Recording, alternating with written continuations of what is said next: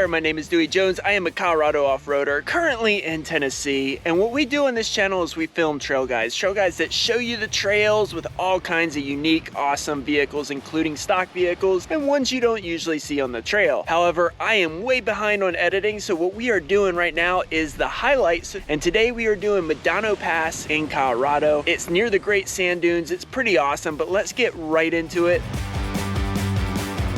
Alright, so now Trails Off-Road gives it a 2 to 3 rating, which is easy to moderate, while Fun Treks gives it a moderate rating. Now, in my opinion, this is a moderate trail, and we'll go into that further later in this video. You're either going to go 13 to 20 miles based on which resource you use, and I'll show you all that in the final trail guide. It's going to take between 2 and 3 hours to do, and you are going to end up reaching a high point of about 10,000 feet. Now, the trail is best to do in June to October. You're less likely to have snow and it should be open. However, I do recommend looking onto this website that I'm putting on the screen right now, as they give you up-to-the-date information, and it is from the best source available, the Forest Service, that does keep an eye on Medano Pass and its current conditions. They also open it or close it based on what's going on the trail. Now, the resources say it is best to run it towards the west. I have yet to find that out because I ran it from the east. I did this as a nice change of pace after doing Blanca Peak, and you know, I really enjoy doing it this way, and we'll discuss that in kind of the way that I'm going to show you the highlighted Cliff Notes version of this trail.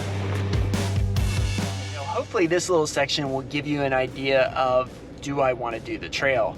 Now, first off, to me, one of the highlights of this trail was the Great Sand Dunes National Park. You know, I didn't get to spend a lot of time in there, but it was really awesome to drive the off-road trail and see the spots that they mark off, kind of seeing some really unique spots. Now, it would have been fun to go actually on the Great Sand Dunes, but I was in a rush on this trail. I was rushing to get back to Denver as I was going to have to go back to work. Now, another highlight of this trail is the water crossings. As you guys know, if you're following this channel, I absolutely love water crossings, and there was so many water crossings to this that it was just a lot of fun.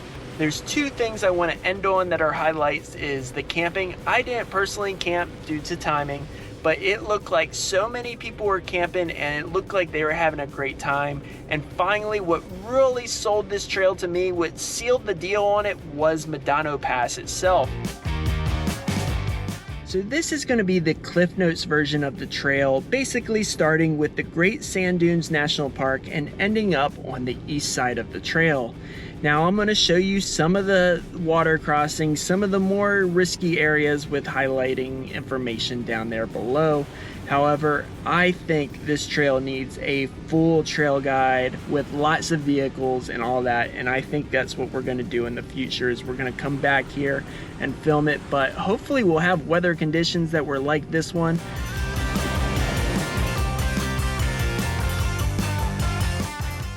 So basic trail recs for this trail. Now, I definitely recommend having a real four-wheel drive system. It doesn't need to be a fancy Rubicon four-wheel drive system. A four-wheel drive like this Jeep Liberty would be absolutely fine. Most Jeep vehicles are something with true four-wheel drive. Now, I do think you could do this trail with an aggressive all-wheel drive vehicle. However, I did hear from the Forest Service that people do struggle with all-wheel drives, so I am not recommending it at this time until you can watch the full trail guide and make that assessment on your own. I absolutely think it would be fun to camp here, and there is spots to camp with a whole bunch of vehicles. That's kind of in my plans for the future on this trail. But if you want to see what our longer trail guides are like, click up there. I'm still working on those, I'm still filming those, and that is what I hope to film mostly in the future. This is just these short form videos are just due to time constraints that my work is imposing on me. But I don't know, if they're successful, maybe we'll do more of those and we'll do a variety of short form as well as long form videos. But I'm rambling as I do. Thanks guys, have a good one, bye.